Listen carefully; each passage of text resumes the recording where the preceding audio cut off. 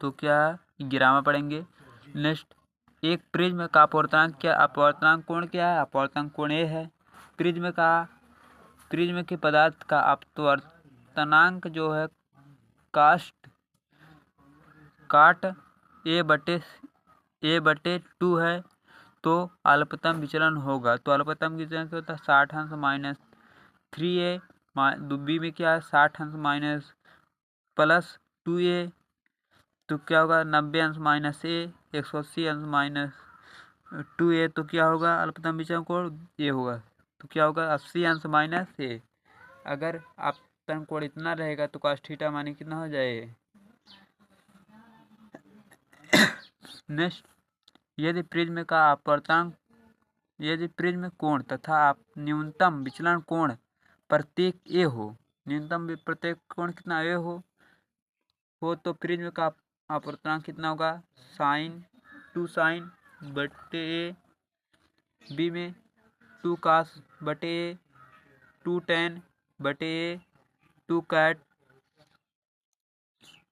बटे ए, तो क्या होगा? इसमें बी सही होगा। 2 cos माइनस ए। यदि किसी पदार्थ में विचलन कोण ए होगा तो पदार्थ का अपवर्तनांक कितना होगा? तो अपवर्तन के लिए यही सूत्र लगता है। अगर यहाँ पर बी दिया तो यहाँ पर क्या होगा? बी हो जाएगा खाली। नेक्स्ट, 13वां,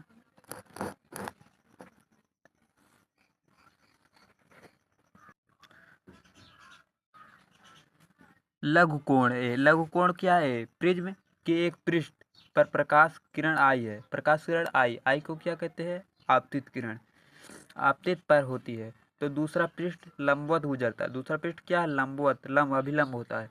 यदि प्रिज्म कांच का अपवर्तनांक क्या है? n है, तो आपतन कोण का मान होगा। आपतन कोण का मान क्या होगा? a बटे n, a बटे 2n, n इंटू ए, n इंटू ए बटे 2। तो इसमें कौन सा सही होगा? सी, n इंटू ए। यदि लघु कोण इतना होगा तो अपवर्तनांक अगर इतना होगा इस तरह, तो क्या होगा? n इंटू तो ए। इसमें बीच में इंटू माने गुणा हो जाता है। 14 के नेक्स्ट में, प्रिज्म के अल्पतम विचलन कोण का मान निर्भर करता है। प्रिज्म का अल्पतम विचलन कोण का मान ये बहुत इंपॉर्टेंट है। देखिए, ये भी पूछा गया 2006 में, और 2007 में बहुत पूछा गया होगा। तो केवल प्रिज्म कोण के अपवर्तनांक पर, तो केवल प्रिज्म के अपवर्तनांक पर, तो किस पे? केवल प्रिज्म का अपवर्तनांक पे, उपयुक्त में से किसी भी पर नहीं। प्रिज्म कोण पे और अपवर्तनांक माने n पे डिपेंड करता है। अगर अपवर्तनांक अधिक होगा, प्रिज्म कोण अधिक होगा, तो क्या विचलन कोण भी अधिक होगा। 15वां क्या है? यदि एक पतले प्रिज्म द्वारा उत्पन्न विचलन कोण, एक पतला प्रिज्म, क्योंकि हमें मोटा प्रिज्म यस आगे की क्लास में पढ़ेंगे, जो साइंस साइड BA SSC लेंगे वो सब क्या है? एक पतले प्रिज्म द्वारा आप उत्पन्न विचलन कोण निम्नलिखित में से निर्भर करता है। इसमें क्या था? उत्पन्न विचलन कोण था। इसमें अल्पतम विचलन कोण का निर्भर नहीं करता है। किस पे? प्रिज्म का अपवर्तनांक, प्रिज्म का पदार्थ का अपवर्तनांक n पर, प्रिज्म कोण पर, माध्यम जिसमें प्रिज्म रखा गया हो आपतन कोण पर, तो किस में नहीं डिपेंड करता है? तो इसमें आपतन कोण पे डिपेंड नहीं करता, प्रिज्म के पदार्थ पे डिपेंड करता है, प्रिज्म कोण पे, और प्रिज्म किस माध्यम में धरा है, जैसे वायु हुआ, जल हुआ, कांच, यहाँ सब, तो किस माध्यम में रखा गया है? 1.5 अपवर्तनांक वाले कांच से बने प्रिज्म द्वारा उत्पन्न अल्पतम विचलन कोण प्रिज्म के कोण के बराबर है। तो प्रिज्म कोण है दिया है cos माइनस 41 माइनस बराबर कितना है? 0.75, 31, 41, 61, तो कितना हो सकता है? 41 ही हो सकता है। कितना?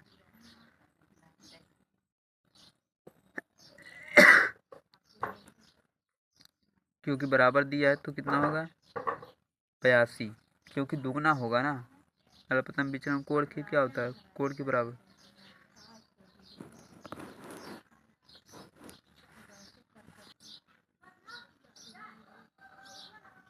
तो नेक्स्ट में क्या है,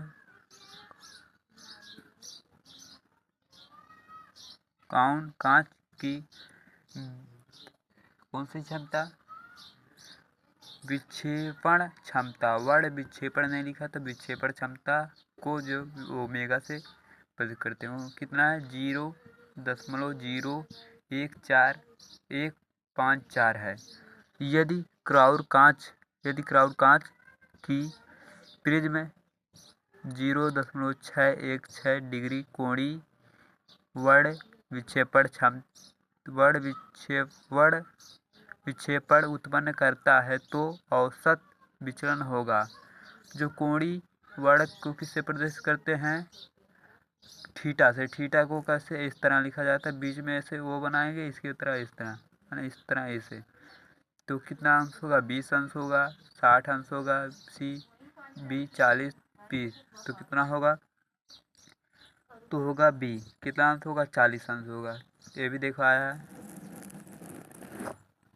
प्रकाश की एक किरण समबाहु प्रिज्म अपवर्तनांक कितना दिया कर ब्रैकेट में 1.5 में से इस प्रकार गुजरती है कि उसका आपतन कोण निगत कोण के बराबर। निगत माने आपतन कोण माने निकल जाने वाला, आपतित होता है।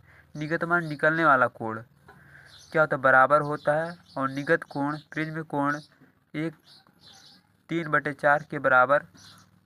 तो विचलन कोण होगा, कितना विचलन कोण होगा, 45 अंश, 39 अंश, 20 अंश, 30 अंश। तो क्या 30 अंश होगा।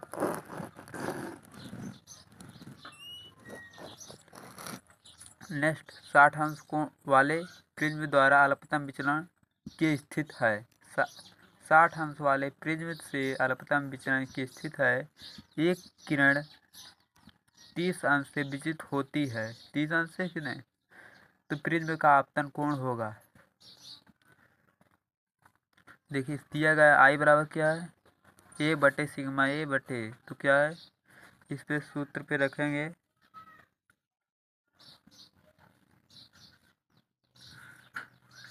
ए का मान कितना है 30 अंश। सिग्मा का मान नहीं दिया, सिग्मा इधर चला आएगा, आ इधर, तो क्या होगा 30 और 60 90 अंश, 90 बटे 2 करेंगे कितना आएगा 45। तो कितना है सही 45 अंश। देखिए एक आई का मान दिया गया आपतन कोण ज्ञात करना, सिग्मा कोण दिया है, विशिष्ट कोण ये सिग्मा डेल्टा एम बोलते हैं इसे, या सिग्मा एम। तो ये क्या है 60 अंश। तो 30 और 60 90 बटे 2 करेंगे कितना आएगा 45। तो क्या होगा, आकाश के नीले रंग का कारण, आकाश क्यों नीला है, आकाश नीला रंग नहीं है, आकाश काला रंग है, किसके कारण है, तो आकाश प्रकाश का परावर्तन, प्रकाश का अपवर्तन, प्रकाश का परिकिरण, प्रकाश का वर्ण विक्षेपण क्षमता। तो सी है इसमें प्रकाश का परिकिरण। प्रकाश के परिकिरण के कारण हमें आकाश नीला दिखा है। इसका कारण है कि पृथ्वी पर सबसे अधिक जल रहता है, इसी कारण, क्योंकि आकाश काला है। वैसा क्या, सूर्य अस्त, सूर्य उदय माने जब सूर्य निकलता है, एवं अस्त माने जब समाप्त होता है। अस्त कब होता है, शाम को। उदय कब होता है, सुबह को। किस समय सूर्य रक्तभ्य ललितमय पूर्ण, ललित माने जब निकलता है तथा अस्त होता क्या है, आपने देखा होगा बहुत लाल लाल हो दिखाई देता है। दिखाना ज्योतिषी प्रकाशिक की किस घटना से संबंधित है, परिकिरण के, अपवर्तन के, प्रक्षेपण को वर्ण विक्षेपण क्षमता भी कहते हैं, वर्ण विक्षेपण कहते हैं, या वित्याकरण के। तो क्या है, परिकिरण के द्वारा होता है। रॉड रैली के परिकिरण के नियम के अनुसार उन्होंने कौन सा तीव्रता क्या गया, वर्ग के अनुक्रमानुपाती, वर्ग के व्युत्क्रमानुपाती, वर्ग के चतुर्थानुपाती। तो चतुर्घाती के व्युत्क्रमानुपाती को कहते हैं। व्युत्क्रम माने उल्टा, 1/4 आई बराबर क्या होता है, 1/λ4 होता है। तो यही सूत्र होता है प्रकीर्णन का। जिस भौतिक घटना के लिए सर सीवी रमन, ये सर सीवी रमन का है, भारतीय वैज्ञानिक है, इन्होंने नोबेल पुरस्कार प्रदान किया गया, वह प्रकाश का है, ध्रुवण है, व्युत्पन्न है, क्या प्रकीर्णन है, तो उससे प्रकीर्णन है। नोबेल पुरस्कार वैज्ञानिकों को सबसे बड़ा पुरस्कार होता है। विदेश में बहुत इस नोबेल पुरस्कार है। सर सीवी रमन भारतीय वैज्ञानिक, भारत देश के हैं।